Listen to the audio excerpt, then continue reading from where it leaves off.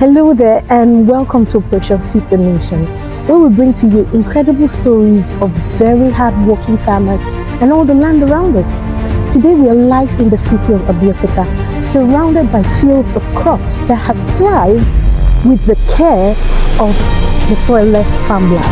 I am your co-host Ian, and I'll be taking you around today to show you the farm, the food they produce here, and of course the people that make it all happen. So come while I take you on a tour on the farm.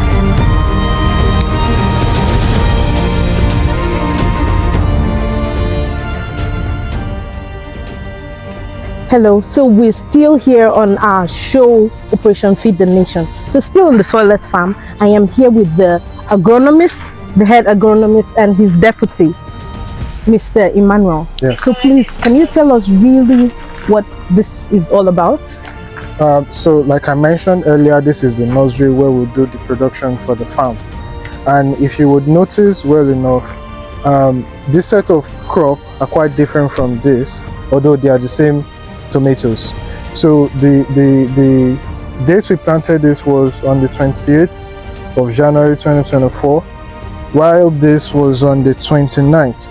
And the reason for this is one of our key targets and key role is to ensure all year-round production of food.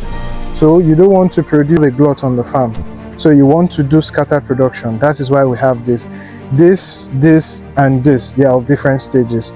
And aside from the tomatoes, we also have the lettuces, we have the cucumbers, we have the arugula, we have the bell peppers, we have the kale, we have the capsicums, and yes, of different varieties and all.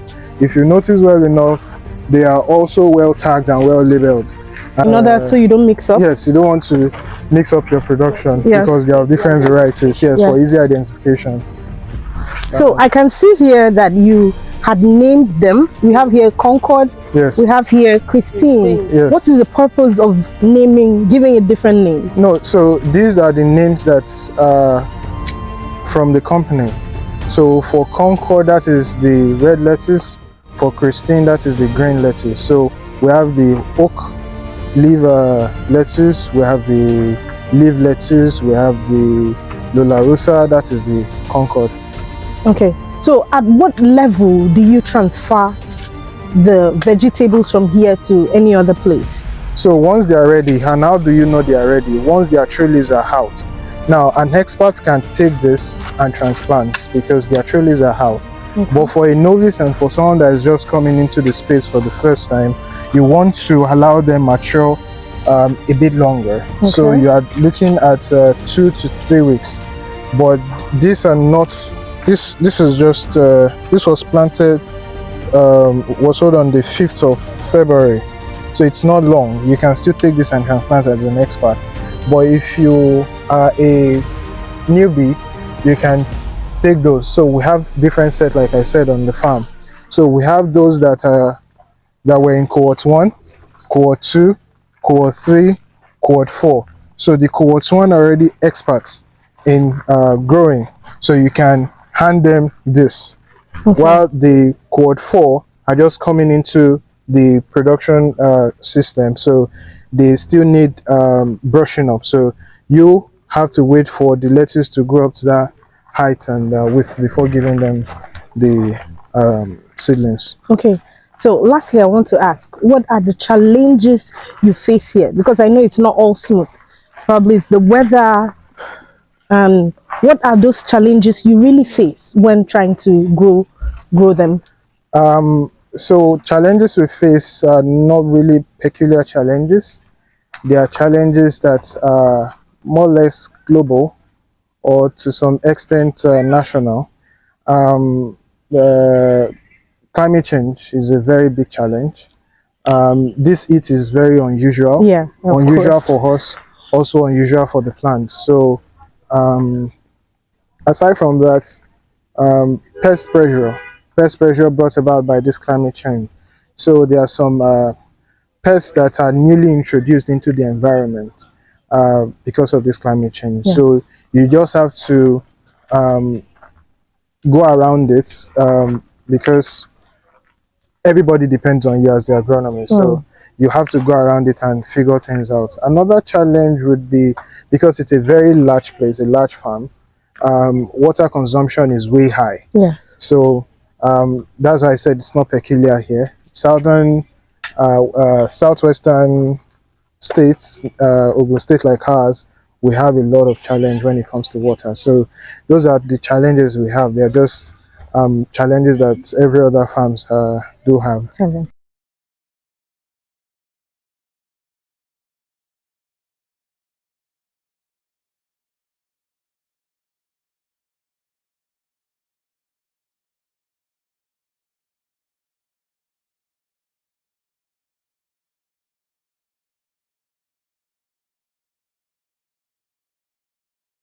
So we are still here in the Soilless farm, and we can see here that we have lettuce here being grown.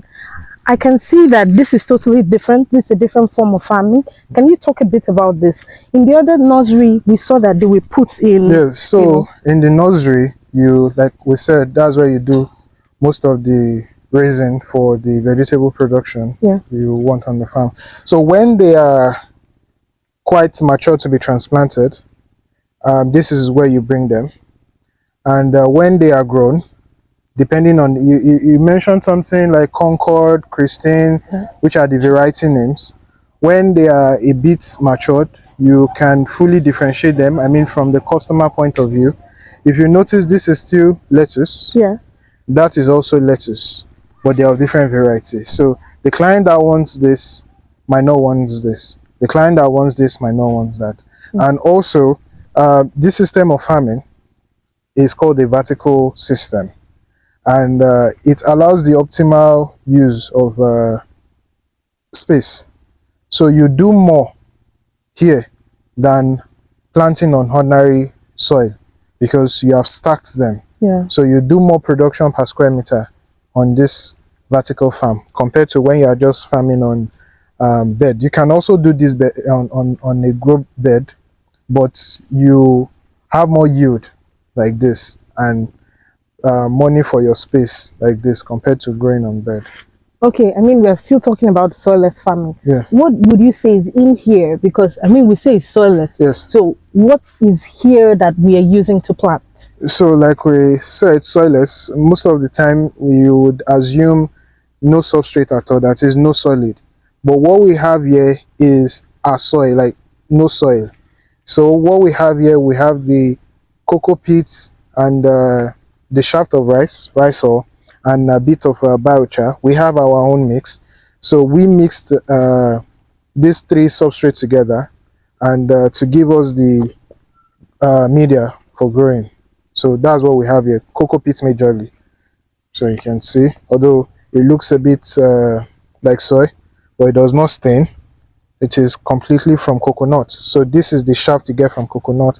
After you dehusk the fiber inside, you remove it, you process it, you have something like this. So they come in different forms. So you can have the cocoa block, you can have the cocoa fiber, you can have the cocoa core. So different farmers, different usage majorly. Okay, so now I can see that we're using these pipes to pass in water. Yes. So do we leave them constantly here, or is there a time you turn it off? Yes, so these are tubes for feeding the plant. This is more or less like a smart irrigation system. Yes, it's manually controlled because we want to reduce the cost per head, so as to reduce production, the amount that goes into production. So yeah, manually done. So you come in the afternoon, you put it on in the morning, in the night, whatever your system of feeding. So you know when this has had enough of it, and then you turn it off. Yes. Okay. This is really nice, and I can see that here it's area than the nursery. Is it that this particular, you know, when it gets to this level, it requires more air than when you had what you have in the nursery? So we have different housing for our vegetables. So you are currently in a net house, and we have 30% shade here, compared to where we were coming from. that is covered by plastic and extremely hot. If you had come in a little bit earlier, because we're really in the hottest time of the day, so that's why you're seeing the vegetables that looking down like this. This is a lot cooler than using plastic, but you can still use both. You can either use nets, depending on, so we have different systems on the farm. We have the net houses, we have the greenhouses. Okay. So it's just like you have come here, we can show you that this shade net works, the nylon also works. Yes. So it doesn't affect whatever it is we are planting. So would you say, what are the challenges you have really faced when it gets to this level? What are those challenges you face, and what are those measures you have put in place to overcome the challenges so that the crops, you don't get to lose the crops when they get to this stage? Okay, like every farmer or agronomist will tell you, one of the major challenges, pest pressure, pest population. And right here, we produce organically. So we use reduced pesticides, but we go the cultural way and we go the physical way. And if you look behind you, you would see those yellow plastics flying about. Those are called the sticky cards. So they stick on both sides. And what they do is they help you target pests in your environment, so you are not caught unaware. So you check bi-weekly depending on your regimen and depending on your routine, and you're able to propose a better way of controlling such pests. So another challenge would be, like I mentioned, the climate. It's really hot. It's Yes, 35% shade, but it's still a bit hot, and the heat is out of this world. So climate change is one of the challenges we are facing on the farm. But all in all, we are going around it. Okay. Thank you so much. Yeah. It was a wonderful session with you. Yeah. So we have gotten to know especially about the lettuce that's being planted here via the soilless farming. So we'll still take you around so you get to see other parts of the farm. So come with me.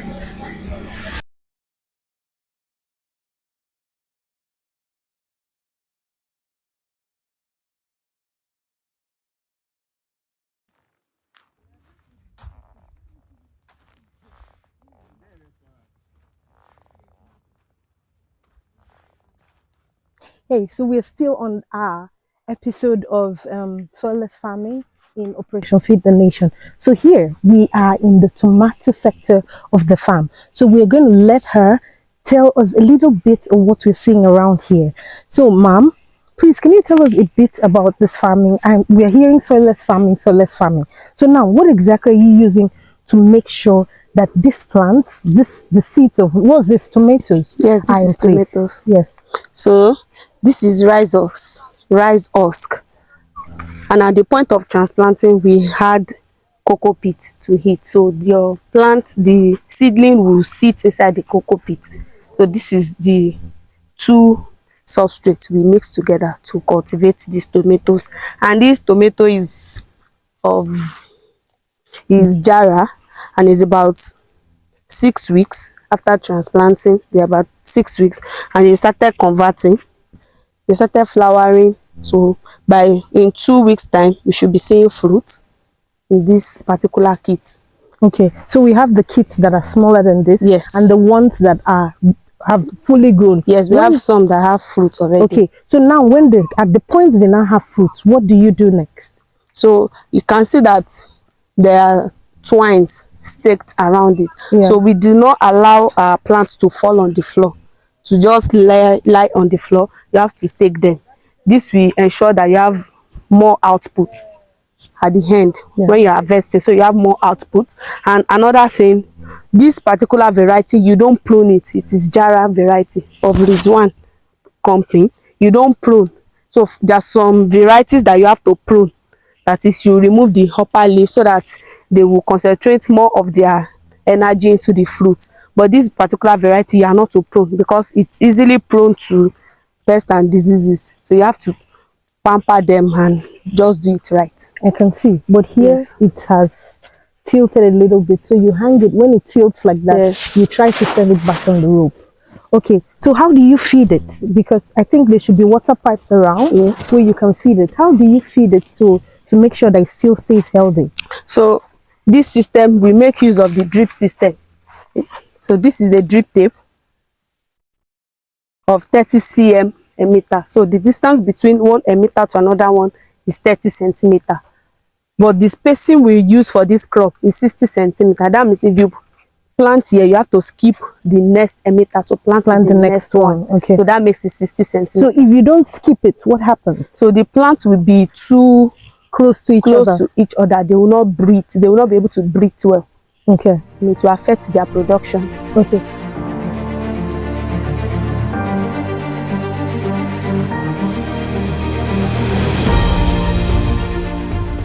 So, the show Operation Feed the Nation was brought to you by RSF Media.